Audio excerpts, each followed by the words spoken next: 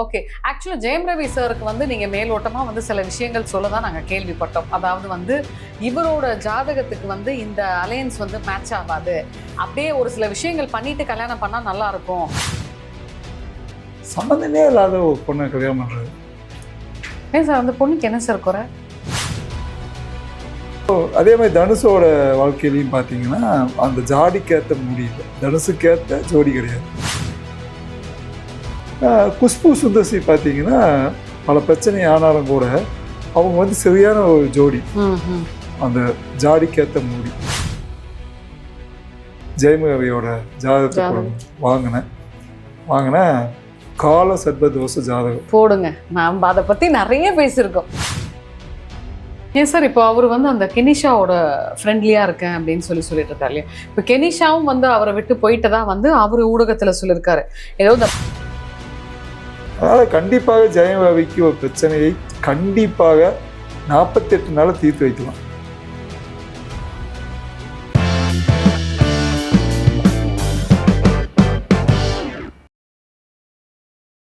GeM TV நேயர்களுக்கு அன்பார்ந்த வணக்கம். நான் உங்கள் தொகுப்பாளர் விஜய் டினா. நம்ம கூட பொன்முடி மாஸ்டர் இருக்காரு. நிறைய விஷயங்கள் வந்து நமக்கு வந்து கான்ட்ரவர்ஸ்லாம் நிறைய விஷயங்கள் நம்ம கூட பேசுவார். ஸோ அந்த வகையில் இன்னைக்கும் வந்து ஒரு கான்ட்ரவர்ஸ்லான விஷயத்தை பற்றி பேசலான்னு தான் கூப்பிட்டுருக்கோம். வணக்கம் சார். பேசுகிறப்பவே ஏன் சார் இப்போ நிறைய பேருக்கு தெரியும் நீங்க வந்து நிறைய செலிபிரிட்டிஸ்க்கு ஜாதகம் பார்த்துருக்கீங்க, ஓரளவுக்கு ப்ரெடிக்ட் பண்ணிருக்கீங்கன்னு சொல்லிட்டு நிறைய பேருக்கு தெரியும். என்னை நம்பி வந்தவங்களுக்கு கரெக்டாக ப்ரெடிக்ட் பண்ணி சேனலை மாற்றி ஜெயிக்க வச்சிருக்கேன். யாராருக்கெல்லாம் கல்யாணம் பண்ணி நல்லா இருப்பாங்க, யாரெல்லாம் நாசமா போவாங்க, எல்லாத்தையும் சொல்லிட்டீங்க. ஓகே. ஆக்சுவலா ஜெயம் ரவி சாருக்கு வந்து நீங்க மேலோட்டமா வந்து சில விஷயங்கள் சொல்லதான் நாங்க கேள்விப்பட்டோம். அதாவது வந்து இவரோட ஜாதகத்துக்கு வந்து இந்த அலையன்ஸ் வந்து மேட்ச் ஆகாது. அப்படியே ஒரு சில விஷயங்கள் பண்ணிட்டு கல்யாணம் பண்ணா நல்லா இருக்கும், இல்லைன்னா வந்து சில பிரச்சனைகள் சந்திக்க வரும் அப்படின்னு சொன்னீங்க. எதனால சார் அப்படி சொன்னீங்க? ஜெயம் ரவி ஃபர்ஸ்ட் எனக்கு பிடிக்கும். யாருக்கு தான் பிடிக்காது? ரொம்ப டெடிக்கேட். அதுக்கப்புறம் ரொம்ப அரவிந்த் சாமிக்கு அப்புறம் பார்த்தீங்கன்னா ஜெயம் ரவியை எல்லா கேர்ள்ஸுக்கும் பிடிக்கும். அப்போது கேர்ள்ஸுக்கு பிடிக்குமா? அப்போ உங்களுக்கு பிடிக்கும்? நீங்கள் கேர்ள்ஸுக்கும் பிடிக்கும் சொல்கிறேன். அரவிந்த் சாமி பாய்ஸுக்கு பிடிக்குமா கேர்ள்ஸுக்கு பிடிக்குமா? ரெண்டு பேருக்குமே பிடிக்கும். அரவிந்த் சாமிக்கு அப்புறம் தமிழ்நாட்டில் ஒரு சாமிங்கான ஒரு இடையில சின்ன சின்ன ஆளுங்க வந்தாலும் கூட ஜெயம் ரவிக்குன்னு ஒரு இது இருக்குது, கிரேஸ் இருக்குது. அப்போ நான் என்ன பண்ணுவேன், சில நாள் நினச்சது உண்டு, பரதநாட்டியம் எல்லாம் ஆடுவார், அவர் கன்னியாசி கன்னியாளகனமா இருக்க வாய்ப்பு இருக்குது. இப்படி இருக்கவனுக்கு தான் ஆட பாட அவங்களுக்கு கற்க தேட சுவைக்க கற்கடக சிம்மம் ஆடுறது பாடுறது தேடுறது எல்லா கதாநாயகியோட டியூட் பாடுறது எல்லா விதமான இது. அப்போ திடீர்னு ஒரு நாள் பார்க்க சம்மந்தமே இல்லாத ஒரு பொண்ணை கல்யாணம் பண்ணுறது. ஏன் சார் அந்த பொண்ணுக்கு என்ன சார் குறை? எல்லா பெண்களும் கடவுள் மாதிரி தான். அந்த ஆமா எல்லாம். அப்ப வணக்கம் சொல்லுங்க, நானும் கடவுள் மாதிரி தானே. ஆனா அந்த அந்த அவளோட உடல் அமைப்பு இருக்குதுல்ல, அதுக்கேத்த ஆள் வேணும் எப்பவுமே. ஜாடிக்கேத்த மூடி இவோட ஜாடிக்கேத்த மூடி வரல. அது ஏதோ ஒண்ணு உங்களுக்கு திருப்திகரமா பட்டுது இதுவானுச்சு. அப்போ விட்டுட்டேன். அப்போது அதே மாதிரி தனுஷோட வாழ்க்கையிலையும் பார்த்தீங்கன்னா அந்த ஜாடிக்கேற்ற முடியல, தனுஷுக்கேற்ற ஜோடி கிடையாது. அங்கே பணத்துக்காக மட்டும்தான், பணமும் பேர் புகழுக்கு மட்டும்தான் அங்கே ஏதோ கேம் விளாண்டுருக்காங்க. அப்படி நிறைய ஜாடிக்கேற்ற மூடி இல்லாதனால நிறைய சாதாரண கூலி வேலைக்கு போகவும் கூட அந்த ஜாடிக்கேற்ற மூடியோடு வாழ்ந்தால் மட்டும்தான், அமைஞ்சா மட்டும்தான் அந்த வாழ்க்கை நல்லாயிருக்கும். சும்மா இது பழமொழி கிடையாது, இது ஜாதகத்துக்கேற்ற ஒரு பெண், அந்த உருவ அமைப்புக்கேற்ற ஒரு பெண், இது தேவைப்படுது. அது மிஸ் ஆனால் குஷ்பு சுந்தர்சி பார்த்தீங்கன்னா பல பிரச்சனை ஆனாலும் கூட அவங்க வந்து சரியான ஒரு ஜோடி, அந்த ஜாடிக்கேற்ற மூடி. பாருங்க எந்த சூழ்நிலை எவ்வளோ பிரச்சனை, அவங்க வாழ்க்கையில் கடக்காத பிரச்சனை, அவங்க மேடமுக்கு வந்த பிரச்சனையெல்லாம் ரொம்ப ரொம்ப பெரிய பெரிய பிரச்சனைகள், பெரிய பெரிய ஏமாற்றங்கள். அதே மாதிரி நயன்தாரா பாருங்க, அந்த அந்த ஏழையாக இருந்தாலும் கூட அந்த பையனை அவனுக்கு தனக்கு ஏற்ற ஒரு ஆளை தேர்ந்தெடுக்கிறது கில்லாடி. அது யாரு? நயன்தாரா. விக்னேஷ் சிவன் ஏழையா? நயன்தாராவை பொறுத்த வரைக்கும் ஏழை. அது மாதிரி ஜெயம் ரவி வந்து முகம் வட்ட முகத்துக்கு ஒரு அந்த அந்த முகம் வந்து ஒரு ரொம்ப டிஃப்ரெண்ட்டான முகம், ரொம்ப லைக் பண்ண முகம் கிடையாது.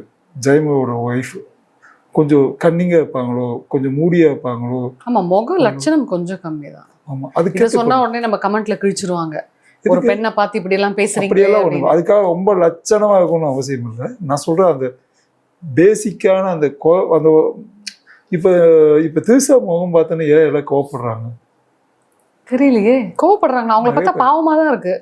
இப்போ பார்க்கும்போது பாவம். முன்னையில எல்லாம் நீங்கள் முதற்கொண்டு எல்லாம் திட்டிட்டு தான் இருந்தீங்க சார். இன்னொருத்தவங்க லைஃபை புடுங்க கூடாது சார், அதனால தான் நாங்க திட்டினோம். ஓகே, இது கரெக்டா? நான் வந்து முக லட்சணம், சாமுத்திக லட்சணம் பார்க்கக்கூடிய ஆள். சாமுத்திக லட்சணம் வச்சு சொல்லிடலாம் அவங்களோட வாழ்க்கை எப்படி அப்படின்னு. அப்படி சாமுத்திய லட்சணத்தில் அவங்க கொஞ்சம் மிஸ் ஆன மாதிரி இருந்தது. ஒரு நாள் நான் எப்பவுமே காலையில் எழுந்திரிச்சோன்னா கிளம்பும்போது போகும்போது எப்பவுமே டிவி ஓடிட்டு இருக்கும். திடீர்னு பார்த்தா ஜெயம் அழுக ஆரம்பிச்சிடுறாரு, கதறி அழுகிறாரு. ஆடி போயிட்டு எங்கேயும் போகல, நான் ஃபுல்லு இதே பார்த்துட்டு இருக்கேன். அப்போ உடனே இன்னைக்கு என்ன நட்சத்திரம், யாருக்கு சந்தாஷ்டமா அப்படின்னா கன்னிராசிக்கு வந்து சந்தாஷ்டம். நீங்கள் கூட இன்டர்வியூ கூப்பிட்டுருக்கீங்க இன்னும் இதில். அப்போ வந்தோடனே ஜெயமலை பற்றி தான் பேசலான்னு சொன்னேன். அப்போ பேசி தான் எனக்கு கொஞ்சம் நல்லா இருந்திருக்கும். சரி, ஓகே, இதுவும் வந்து ஒரு நல்ல சேனல் தான். நம்ம இன்னும் நிறைய விஷயம் சொல்லலாம். நிறைய பேர் சொன்ன விஷயத்த சொல்லாமல் நாம் கொஞ்சம் மாற்றி சொல்ல வேண்டியதாக இருக்குது. மாற்றினா உண்மையை சொல்ல வேண்டியதாக இருக்குது. அப்படி ஜெயமபியோட ஹிஸ்ட்ரியில் பார்த்தீங்கன்னா நான் உட்காந்து அனலைஸ் பண்ணி கன்னிராசி தான் அப்படி யூகித்தேன். அதுக்கப்புறம் நம்மளுக்கு ரொம்ப வேண்டப்பட்டவங்க ஜெயமபியோட ஜாதகத்தை வாங்கினேன். கால சர்பதோஷ ஜாதகம் போடுங்க, நாம் அதை பற்றி நிறைய பேசியிருக்கோம். நான் சொன்னேன், கால சர்பதோஷம் எத்தனை நாள் ஆனாலும் எவ்வளோ நாள் செய்யும். எப்பேர் சீக்கிரம் கல்யாணம் ஆகக்கூடாதுன்னு நீங்கள் அப்படி மீறி ஆயிடுச்சுன்னா டிவோர்ஸ். ஆடி போயிட்டேன். ஒரு அழகான ஒரு தேவ தூதுவன். ஆக்சுவலாக ஜெயமவி வந்து ஒரு அதனால தான் பொன்னியின் செல்வன் அவள் போய் கேரக்டர் சும்மா ஒரு ஆள் கிடச்சிடாரு. அப்படி ஒரு டேலண்டான மனுஷன். டேலண்ட் அவள் பரதநாட்டியம், டான்ஸு எல்லாத்துலேயுமே கில்லி. ஒரு விஷயத்த சொன்னீங்கன்னா ஹார்ஸ் ரைடிங் எல்லாமே கற்றுக்கிட்டு அப்படிப்பட்ட மனுஷனுக்கு இப்படி ஒரு சிக்கலாயிடுச்சு, கண் கலங்க வச்சுட்டாங்க. அது வந்து என்னால் ஏற்றுக்கவே முடியல. அந்த ராகு தோஷம் இப்பவும் சொல்கிறேன், ராகு தோஷம் உழைத்தால் கண்டிப்பாக போகாத ஆளுங்க கூட ஒருவேளை அவங்க மனம் திருந்தி வரலாம், இல்லை இந்த பிரச்சனையை சுமூகமாக முடிச்சுக்குவாங்க, சூழல் ஏற்படும். இவரோட தோஷம் பலமாக இருக்குது. கண்டிப்பாக அந்த பொண்ணு ஆயிலையும் கேட்டை ரேவதிக்குள்ளே தான் அவங்க ஒய்ஃப் இருக்கணும், ஆயிலையும் கேட்டைக்குள்ளே தான் இருந்துருக்கணும். அப்படி இருந்து சந்திராஷ்டிரம ராசியில் இவங்க கன்னிக்கு சந்திராஷ்டிரம் வந்து மேசம் கும்பம், இந்த 2 ராசிக்காரங்க இல்லை அந்த பொண்ணு பிறந்துருப்பாங்க. பார்க்கும்போது அதெல்லாம் பார்த்து கல்யாணம் பண்ணிக்க மாட்டாங்க, அது சிக்கல் ஏற்படும். அந்த பொண்ணுக்கு தோஷம் கம்மியாக கூட இருந்திருக்கலாம். இதை விட பெரிய தோஷம் உலகத்தில் இல்லை. இப்போ இவருக்கு இந்த தோஷத்தினாலதான் ஃபர்ஸ்ட் மேரேஜ் வந்து இந்த மாதிரி பிரச்சனையாயி அவமானங்கள் டைவர்ஸே ஆகாத அளவுக்கு கிடுக்குப்பிடியில் இருக்கும். இப்போ இது எப்போ சார் யோகமா மாறும்?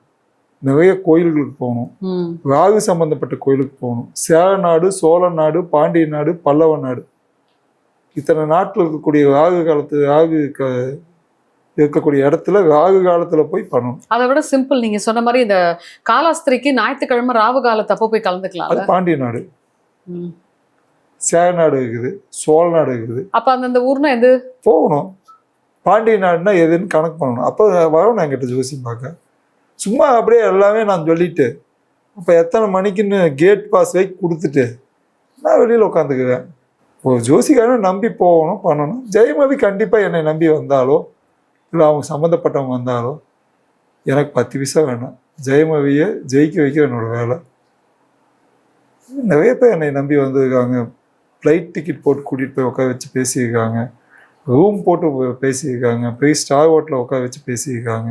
நான் இப்போ மட்டும் வந்த புதுசுலேருந்து லீவ் மெடியெல்லாம் முதல்ல ரூம் போட்டு என்னை உட்கார வச்சு ஜாதகம் பார்க்க நிறைய பேர் இப்போ இங்கேருந்து ஹைதராபாத்துக்கு போய் ஜாதகம் பார்த்துருக்கேன், ஃப்ளைட்டில் கூட்டிகிட்டு போகிறாங்க. அதனால் இந்த ஜெயிக்காவுக்கு முன்னாடியே நான் 15 வருஷத்துக்கு முன்னாடியே நான் போவேன்.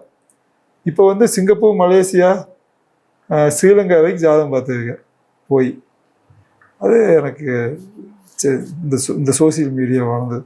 அதனால் கண்டிப்பாக ஜெயம் ரவிக்கு ஒரு பிரச்சனையை கண்டிப்பாக 48 நாளில் தீர்த்து வைக்கலாம். ஒரு மண்டலத்துக்குள்ளே தீர்த்து வைக்கலாம். அவர் ஏதோ அவருக்கு சூனியம் இருக்கு அப்படின்றாரு. அதான் ராகு வந்தால் யாரோ என்னை சூனியம் பண்ணிட்டாங்க, செய்வன பண்ணிட்டாங்க, ரத்த வாந்தியே எடுப்பான். அப்படிதான் அவர் சொல்றாரு. ரத்தத்தை காட்டியே தீவும், ரத்தம் சூசைடே பண்ணி வேற வேலை தான் சூசைட் பண்ணிக்குவோம். அவர் பண்ணி காட்டியிருக்காரு, கையில எல்லாம் கட் பண்ணியிருக்காரு. ஆனால் சூசைட் ஆக முடியாது, பசங்களுக்காக வாழ்ந்தாகும். சூசைட் பண்ணக்கூடிய மனநிலைக்கு தள்ளப்படுவார். இதெல்லாமே உடைக்கலாம். இந்த காலசர்ப்ப தோஷம்ன்றது இப்போ அவரோட வாழ்க்கையில அவருக்கு என்னென்ன பிரச்சனைகளை கொடுத்துருக்கோன்னு நினைக்கிறீங்க சார்? மன நிம்மதி, பண இழப்பு, எதெல்லாம் சூப்பர்னு சொன்னாங்களோ அதெல்லாமே down down down down down down. இப்போ ஒரு ப்ரொடக்ஷன் ஆரம்பிச்சிருக்கு, எண்ட் ஆஃப் த டே பார்த்தீங்கன்னா அது ஜியோ தான் போய் முடியும். அப்போ போய் யோகி பாபு காமெடி படத்துக்காக பிளான் பண்ணியிருக்காரு. அது தெரியல, அவரோட யோகி பாபுக்கு என்ன ஜாதகம்னு தெரியாதுல்ல, அவருக்கு சிங்க் ஆகுமா தெரியாதுல்ல. அதனால் ஒரு பெரிய ஒரு கமர்ஷியலான ஒரு படத்தை இல்லை ஒரு மாஸ் படத்தை, ஒரு ஸ்டார் படத்தை பண்ணியிருக்கணும். ஒரு பெரிய ஸ்டார். இப்போ மலையாளத்தில் ஒரு நடிகர் பண்ணார், ஒரு பெரிய ஸ்டார் படத்தை மோகன்லால் வச்சு ஒரு படத்தை பண்ணார். பிருத்திவிராஜ் பார்த்தீங்கன்னா அவர் டைரக்ட் பண்ணும்போது மோகன்லால் வச்சு பண்ணுறாரு. இப்போ ஜெயம் ரவி ஒரு மோகன்லால் வச்சு பண்ணியிருந்துருக்கலாம், இன்னும் கொஞ்சம் வைடாக போயிருக்கும் அப்படின்னு என்னோட கணக்கு. ஏன் சார் இப்போ இந்த காளிகாம்பாள் கோவில் இருக்குல்ல பாரிஸ்ல, அங்க கூட இந்த ராகுவோட இது இருக்குல்ல, அந்த இதுல கொஞ்சம் இருக்குது. அது போகணும். நீங்க ஒரு கோயிலுக்கு போனேன் முடிச்சுட்டு அப்படின்னு சொல்ல முடியாது. இப்போ நிறைய இன்டர்வியூ கொடுக்கும், எல்லா இன்டர்வியூமே ஹிட் ஆயிடுமா சொல்லுங்க? ஒரு இன்டர்வியூலாம் பயங்கரமா, ஒரு சில இன்டர்வியூ கஷ்டப்பட்டு சொல்லி வைப்போம், எல்லாம் பாயிண்ட் ஒருத்தன் சொல்லி வைப்பான். அப்போ என்ன கணக்கு? இது போகணும், நிறைய இடத்துக்கு போனால் மட்டும்தான் அது நடக்கும். ஆனால் தொடர்ந்து நம்பிக்கை வச்சிருக்காரு, தன் பசங்க மேலே மிகப்பெரிய நம்பிக்கை. அந்த பசங்களை வர வைக்கலாம். பிளாக் மேஜிக் அவருக்கு இருந்ததுன்னா அதை உடைக்கலாம். அவரோட சோலை பலப்படுத்தலாம். அவரோட படங்கள், அவர் நடிக்கக்கூடிய படங்களோ அவர் எடுக்கக்கூடிய படங்களோ ஜெயிக்க வைக்கலாம். ஏன் சார் இப்போ அவர் அந்த கெனிஷாவோட ஃப்ரெண்ட்லியா இருக்கேன் அப்படின்னு சொல்லிட்டு இருக்காரு இல்லையா? இப்போ கெனிஷாவும் அவரை விட்டு போயிட்டு தான் அவர் ஊடகத்துல சொல்லியிருக்காரு ஏதோ இந்த பிளாக் மேஜிக் எல்லாம். ஆமா, அந்த பொண்ணும் சொன்னாங்க, இவரும் சொன்னாங்க. இது அந்த பிளாக் மேஜிக்கோட இம்பாக்ட் ஆலையா சார்? அப்படியும் பிளாக் மேஜிக் பண்ணவங்க சந்தோஷப்பட்டிருக்கோம், பாத்தீங்க பிரிஞ்சு போயிட்டாங்க. ஆமா, அப்ப இந்த பொண்ணு விட்டுட்டு போச்சுன்னா அப்ப ஏன் அவ்வளவு நல்ல ஒரு நட்பா இருந்தா எப்படி விட்டுட்டு போவாங்க சார்? சரி, விட்டுட்டு போயிருக்காங்க அவங்க. எது சார், நல்லா பழகிட்டு கூட எல்லா இடத்துலயும் சுத்தி டக்குன்னு விட்டு போறதா? சுத்தி இருக்காங்க, டேர்ம்ஸ் அண்ட் கண்டிஷன் ஒத்து வரல, கிளம்பி போயிட்டாங்க. கலந்துட்டேன்னு சொல்ல முடியாது. வெள்ளக்காயம் போய் நீங்க வெள்ளக்காயம் கோர்ட்ல போய் என்னை ஏமாத்திட்டான், எனக்கு கர்ப்பம் ஆயிடுச்சு, அதனால நான் ஒரு கேஸ் எடுக்கல பார்ப்போம். அந்த கல்ச்சர் பார்த்தீங்கன்னா உங்க 2 பேத்துக்கு ஒத்து வரலையா, ஓகே புரிஞ்சிடலாம். வார்த்தையிலே சொல்லி புரிஞ்சக்கூடியவங்க ஒருவேளை அவங்க டைவர்ஸ் வரைக்கும் போய் தான் புரிய வேண்டிய அந்த ரூல்ஸ் இருக்குதுன்னா புரிஞ்சிடுவாங்க.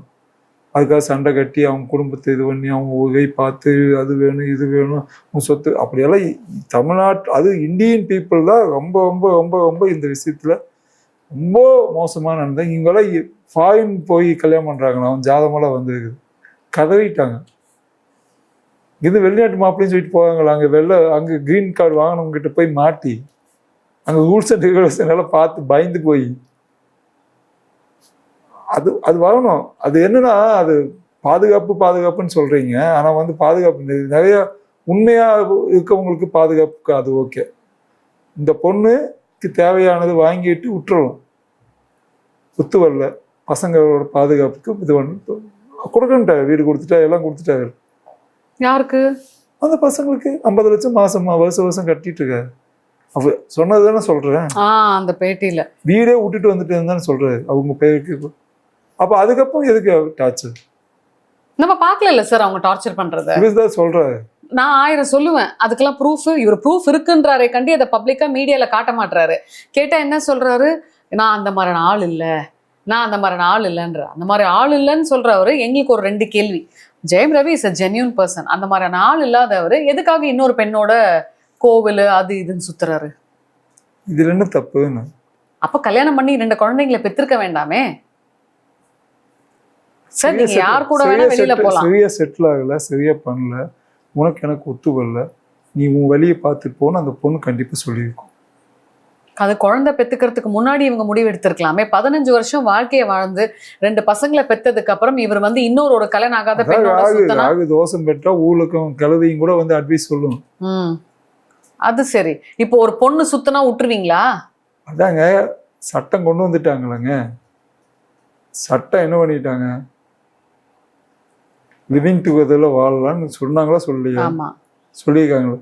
ஒரு வேளை பிடிக்கல அப்படின்னா நீங்க உங்களுக்கு பிடிச்ச வாழ்க்கையை நீங்க தேர்ந்தெடுக்கலாம் சொன்னாங்களா இல்லையா? சொல்லிருக்கு. அப்ப என்ன வந்தது? இது ஏன் சட்டம் நீங்க கேட்க வேண்டியதுதானே? அப்படியெல்லாம் போட்டது தப்புன்னு எல்லாம் ஸ்ட்ரைக் பண்ண வேண்டியதுதானே? அப்ப இவர் ராகு தோஷத்தாலதான் இவருக்கு இந்த மாதிரி பிரச்சனைகள் பர்சனல் லைஃப்ல இருக்கு. இதே ராகு உடஞ்சதுன்னா அவங்க இப்படி ஒரு சண்டை கட்டணுமா நாம அப்படின்னு சொல்லி சேருக்கு வாய்ப்பு இருக்கு. ஏன்னா என்னைக்குமே ஒரு ஃபேமிலி ஹாப்பி ஃபேமிலியா நிறைய நடந்தது. உடஞ்சிருச்சுன்னா ரெண்டு சமாதானமா. ஏன் ரம்பாவும் அவங்களோட ஹஸ்பண்டுக்கும் வராத சண்டையா எவ்வளவு பெரிய பிரச்சனையா இன்னைக்கு ஒரு ஹாப்பி ஃபேமிலியா இருக்காங்க. அந்த மாதிரி பார்க்கும் போது எவ்வளவு நல்லா இருக்கு சார். ஏன்னா இப்ப நீங்களே சொன்னீங்க ஜெயம் ரவி ஒரு நல்ல ஆக்டர், நல்ல ஆள். அப்போ ஸ்கிரீன்ல நம்ம பார்த்து ரசிச்ச ஒரு முகம் ஃபேமிலிலயும் ஒரு நல்ல குடும்ப குட்டியோட இருக்கிறத பாக்குறதுக்கு நமக்கு எவ்வளவு சந்தோஷமா இருக்கு. ஃபேமிலி அந்த குழந்தைக்காக வாழ்ந்துட்டு இருக்கு. அதனால கண்டிப்பா அது வேற ஹீரோ என்ன போவாங்க நீங்க நினைக்க மாதிரி கிடையாது. எனக்கு தெரிஞ்ச ஒரு ஃபேமிலியில ஒரு ஆணும் ஒரு பெண் லவ் பண்ணி கல்யாணம் பண்ணுறாங்க. அவங்க அம்மா ஒத்துக்குறாங்க. ஒத்துக்கிட்டக்கப்ப அவங்க அம்மா என்ன பண்ணுறாங்கன்னா பிளான் பண்ணி தொடர்ந்து வந்து அந்த பொண்ணை வந்து தன் வசப்படுத்தி வச்சுக்கிட்டு, இதுக்கு முழுக்க காரணம் பெண்ணோட அம்மா தான் காரணம் பயன்படுத்திக்கிட்டு அந்த பொண்ணை அங்கேயே போக வச்சு, அங்கே புருஷன் வீட்டில் இருக்க விட அம்மா வீட்டில் இருக்கிறது தான் நல்லா இருக்குதுன்னு எந்த பொண்ணு சொல்லுதோ அங்கே முடிஞ்சு போச்சு. நீ வாழ்ந்தா அவங்களோட தான் வாழணும். நீ ஃபோன் கால் யாரும் எடுக்கக்கூடாது. நான் சும்மா நினச்சதுக்கெல்லாம் ஃபோன் கால் எடுத்துகிட்டு இருந்தீங்கன்னா அது தப்பு. நீ அங்கே ஃபேஸ் பண்ணு, உச்சகட்டம் வரும்போது சொல்லு அப்படின்னு தான் சொல்லணும். அங்கே மூச்சு விட்டா நின்னா உட்காந்தா எல்லா ஐடியா அம்மாக்கள் கொடுக்கும்போது அது இப்படி தான் இருக்கும். ஸோ காலசர்ப்ப தோஷம் இந்த ராகுவோட பிரச்சனையால தான் அவருக்கு இந்த ஆயிலும் கேட்ட வேவதே அவங்க அம்மா வந்து பொண்ணோட ஜெயமையோட ஒய்ஃபுக்கு மட்டும் இல்லை, ஒருவேளை இல்லை அப்படின்னா அவங்க மாமியாருக்கு இருந்ததுன்னா இதான் டேஞ்சர். திங்க் அவங்க மாமியாருக்கு தான் இருக்கும்னு நினைக்கிறேன். ஆயிலும் கேட்ட இப்படி யாராவது அந்த ஜெயமவி வாழ்க்கையில் இருந்தாங்கன்னா அவங்க பயங்கர சிக்கல் தான். ஸோ பார்ப்போம். இந்த நேர்காணலை பார்த்துட்டு கண்டிப்பா வந்து உங்களை மீட் பண்ணி இந்த காலசர்ப்ப தோஷத்துக்கு ஏதாவது ஒரு பரிகாரம் கேட்டா சிறப்புன்னு நினைக்கிறேன். அவங்களோட வட்டாரத்தில் இருக்கக்கூடியவங்களும் இப்படி நிறைய பேர் என்கிட்ட வந்திருக்காங்க. விஜய் வந்தாரு. அப்போ பாடகம் நல்ல பாட்டு எழுதக்கூடிய பிரியன் வந்தாரு. அப்போ இவங்களும் இப்போ கொஞ்சம் விஜயெல்லாம் பார்த்தீங்கன்னா இப்போ நிறைய விஷயம் மீடியாவில் தெரியா ஒரு பாட்டெல்லாம் வந்து பெருசாக பேசப்படுது, நிறைய விஷயம் பேசியிருக்க. அப்படி நிறைய பேர்த்தோட சின்ன ஆர்டிஸ்டோட இல்லை அப்கமிங் ஆர்டிஸ்டோட ஜாதகமெல்லாம் நான் பார்த்துருக்கேன். இப்போ ஜெயம் ரவியோடது வந்து நம்ம ஸ்பெசிஃபிக்காக பார்க்கலாம்.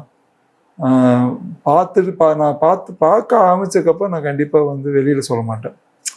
வெளியிலன்னா பப்ளிக் படுத்தி அப்படி ஆகணும் அப்படி ஒன்றும் அவசியமே எனக்கு இல்லை. இது இல்லாத இப்படி ஆகும் அவருக்கு ஒரு நாலேஜுக்கு போகணுக்காக இதை நான் சொன்னேன். இப்போ விஜய் சேவியோட நிறைய விஷயங்கள் நான் பேசிட்டு இருக்கோம், நிறைய விஷயம் நான் சொல்லிட்டு வந்திருக்கு. அது போக அவர் நடந்துட்டு இருக்கு. அதனால நம்ம அதை பற்றியே பேசிட்டு இருக்க மாட்டோம். ஒரு நாள் விஜய் சேவிக்கு ஒரு பிரச்சனை வருது, தன்மானத்துக்கு ஒரு பிரச்சனை வருது, ஒரு சிக்கல் சமயத்தில் பிக் பாஸில் வந்து செருப்பால் எல்லாம் வெளியில் வந்து பெண்கள் அடிச்சுட்டு அப்போ நான் குரல் கொடுத்தேன்.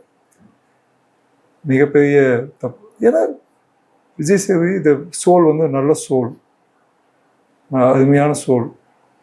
நீங்கள் ஒரு மணி நேரம் பேசுனீங்கன்னா இந்த மனுஷன்தான் வரணும் அப்படின்னு நீங்களே நினைப்பீங்க. அப்போ அதை விட அதே சோல் தான் ஜெயம் ரவி. இப்போ உங்களுக்காக டைம் ரொம்ப மோசமாகுது, அதனால வந்து சிக்கல் இருக்குது.